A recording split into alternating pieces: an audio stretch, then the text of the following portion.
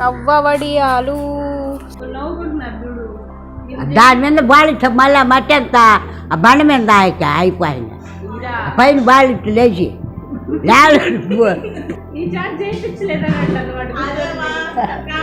నేనేం చేయబడి. Welcome back to our channel. ఈరోజు మన జయాస్ పరివార్లో వడియాలు పెడుతున్నాం బియ్యం పిండితో. మీకు బియ్యం పిండితో ఎలా చేసుకోవాలో ఈరోజు చూపిస్తాము రండి. ముందుగా బియ్యాన్ని శుభ్రంగా కడుక్కొని ఇట్లా పిండిగా కాకుండా కొంచెం సన్న రవ్వగా పట్టుకోవాలి. అలా చేసుకున్న తర్వాత మనం ఎంత తీసుకుంటాం, మనకు దబర ఎంత పడుతుందో ఆ దబరకు సరిగ్గా సరిపోయేటట్టు పిండి కొలుసుకొని పోసుకోవాలి. మేమైతే ఇప్పుడు 5 గ్లాసులు పోసుకుంటున్నాము. 4. ఇప్పుడు ఈ పిండికి తగ్గట్టు దీంతోనే 1 గ్లాసు సగ్గుబియ్యం ముందుగా కడిగి పెట్టుకున్నాం. 5 గ్లాసులు బియ్యం పిండికి 1 గ్లాసు సగ్గుబియ్యమా? ముందుగా కొలిచి పెట్టుకున్న బియ్యం పిండిని ఉండలు లేకుండా నీళ్ళతో కలిపి పెట్టుకోవాలి.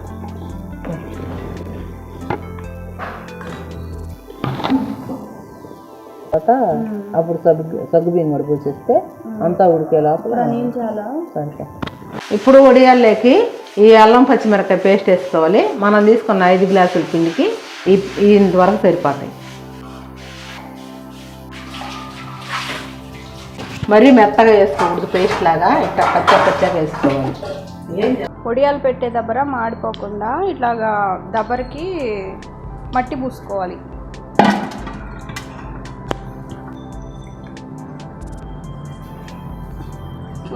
దబ్బర మాడిపోకుండానే కదా మమ్మీ, ఇంకేమన్నా ఉందా? అవును, దబ్బర అవసరం. ఈ దబ్బరలోనే పెట్టినా కానీ దబ్బర తెల్లం వల్ల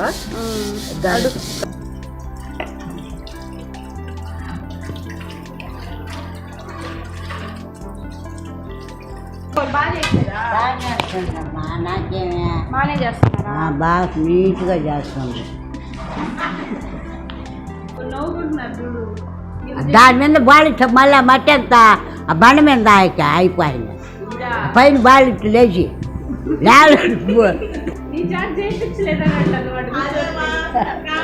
నేనేం చేయబడి. నేను చేయబడి బాలిచ్చాడు. బాలిట్ పొయ్యి పెట్టిందాక పొయ్యి ముట్టించాడు. ఆ బట్టెట్టు దొయ్యి పోతే వాళ్ళు వెనక అది ఇబ్బంది అయిపోతుంది. దొయ్యి ఇంకా రాళ్ళు పెట్టుందా? గట్ట దోశ ఇంకా ఎడాలి కదా. ఏందక్క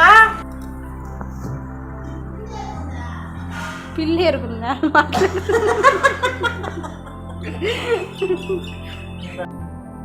మధ్యలో పోతామా?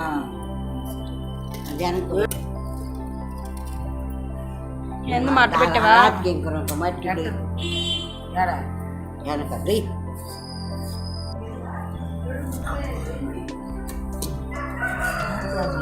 మట్టి దొయ్యి మంచిది.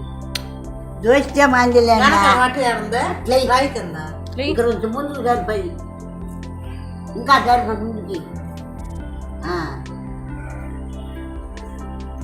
ఏమమ్మట కాలిపోతుంది. నేను హానా పెట్టి మాకు తొలిలు ఉండిచ్చు. అదమ్మా అది రొప్పి వచ్చింది అమ్మకి. అట్లా తీస్తానే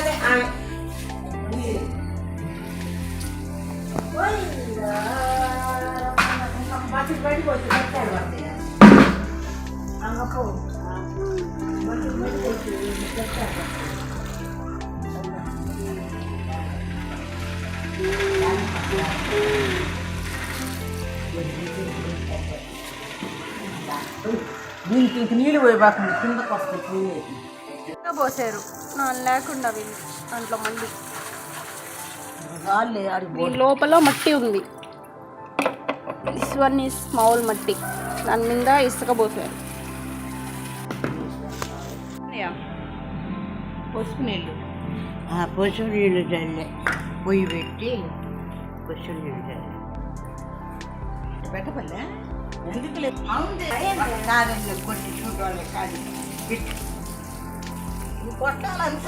కొట్టాలనుకున్నప్పుడు మేమేం చేయలేము ఇక్కడ. అది ఇది కూడా అమ్మమ్మ కొడతా వాళ్ళనే కొట్టింది.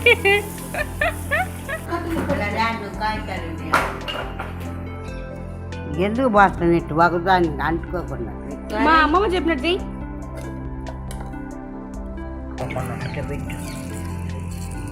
కర్పూరం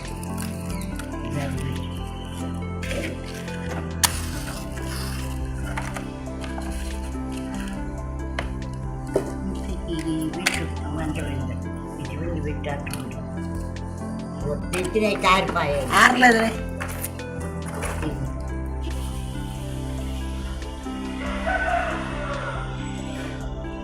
ఇప్పుడు ఏమంటే మనం పిండొడియాలు పెట్టుకునే దానికి దీంట్లో సగ్గుబియ్యం వేస్తున్నాం కదా, అది ముందే ఉడకబెట్టాలంట. ఓన్లీ నీళ్ళు పోసావు కదా మమ్మీ?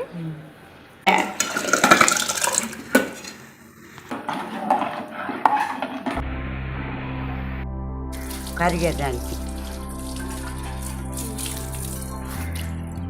ఇంత మాత్రం ఉడికితే సరిపోతాయి. మళ్ళా దాంట్లో బాస్తల్లా పిండి దామల్లా అప్పుడు కొంచెం సరిపోతాయి. బాగా తెల్లిన తర్వాత బియ్యం పిండి ముందు కలిపెట్టుకున్నాం కదా, అది వేస్తుంది. అంత నిదానంగా కాదంతా ఆడే ఉంది. చాలే పోయి తిప్పి పోసేసి పోయి గబక్కండి అయిపోయిలే. ఇంకా కలిపెడతా ఉండాలి కదా.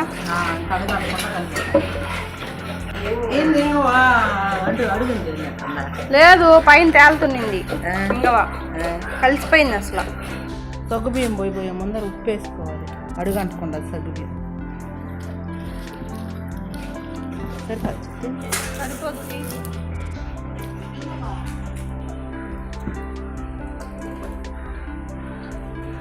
సగ్గుబియ్యం వేస్తున్నారు ఇప్పుడు. ఇంకా అయిపోయింది అన్నంగా లాస్ట్లో సగ్గుబియ్యం. ఇప్పుడు ఇంక నీళ్ళు వేయకూడదు కదా.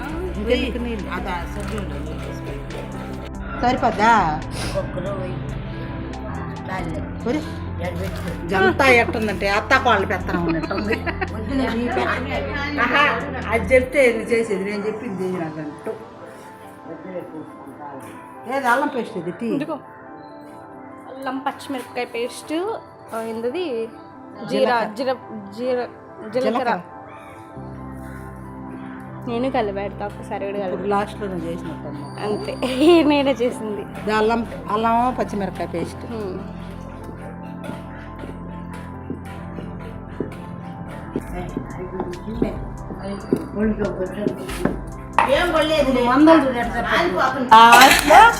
నేనేం చెప్పాను అంటది అమ్మమ్మ.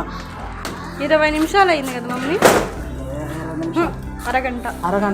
అరగంట పట్టింది ఈ రవ్వ ఉడికేదానికి. రవ్వ వడియాలు సగ్గుబియ్యం చూడండి, చూడండి.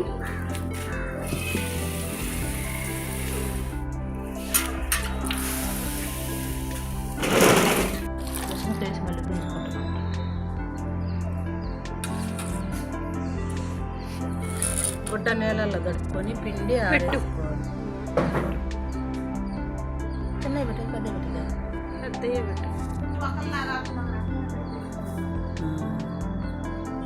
సబ్బి మళ్ళీ చిట్టి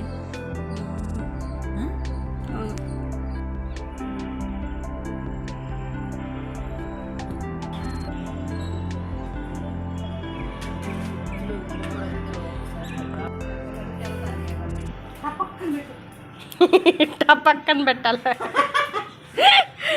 పక్కన పెట్టాలంటే ఈ బుడ్డే చూడండి. ఇంకా పెట్టేదానికి ప్లేసే లేదు ఎక్కడ, అందుకని చెప్పి కొత్త దేనికి తెచ్చేది మళ్ళీ అని చెప్పి వీటి మధ్యలో బుజ్జి పెట్టేసారు. ఇంకా ఓడస్తానే ఉందమ్మా. అయ్యో పానీ లెక్క అది పోతే పోయిందా? పవన్ కదా, బుజ్జి పవన్కి.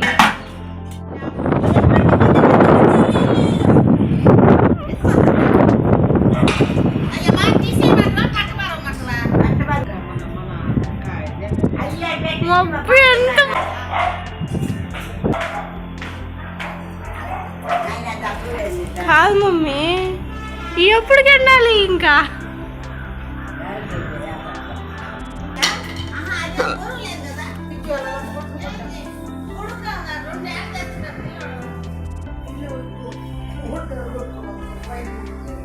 నిన్న మనం వడియాలు పెట్టుకున్నాం కదా, అవి బాగా ఎండినవి.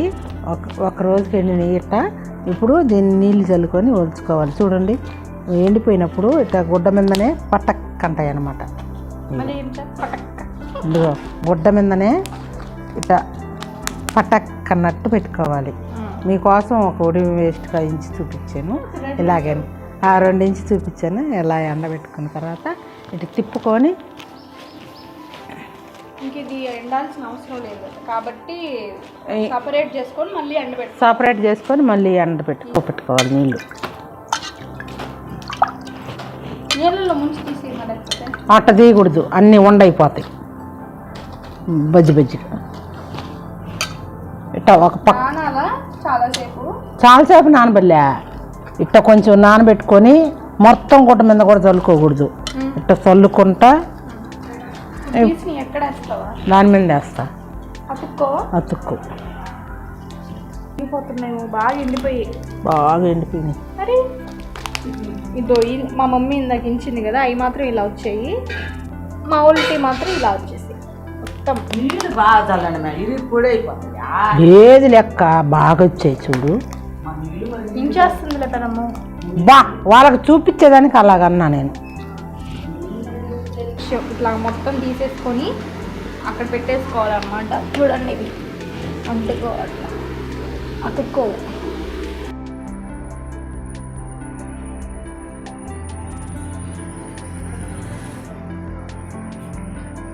చూడండి, బాగా ఇలా గొల్చేసాము. ఇంత బాగా వచ్చేది చూడండి. వీటిని మళ్ళీ ఎండలో ఒక గుడ్డేసి ఒక క్లాత్ బాగా, అంటే చీర ఏదో ఒడియాలు పెట్టుకుంటాం కదా, దాని మీదే ఇట్లాగా సపరేట్గా ఇవన్నీ ఇప్పుడు కలిసి ఉన్నాయి కదా, ఇట్లా కాకుండా విడివిడిగా ఇట్లా వేయాల, అప్పుడు ఎండిపోతాయి. చూడండి, ఇది క్లాత్ నుంచి మనం నిన్న సపరేట్ చేసి పైన ఎండబెట్టుకొని మళ్ళీ ఈరోజు మార్నింగ్ కూడా కాసేపు ఎండలో పెట్టుకోవాలి.